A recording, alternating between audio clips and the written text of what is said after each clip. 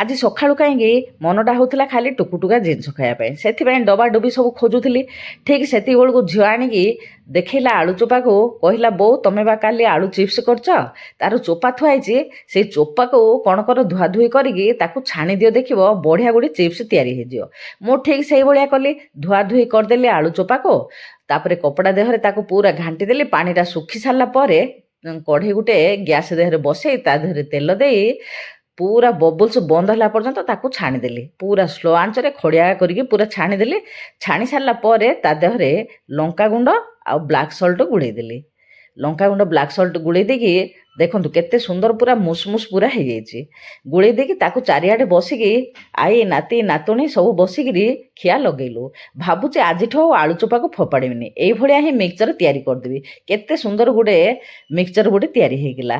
ଆପଣମାନେ ବି କରି ଖାଆନ୍ତୁ ଆଉ କମେଣ୍ଟ କରନ୍ତୁ କ'ଣ ଲାଗ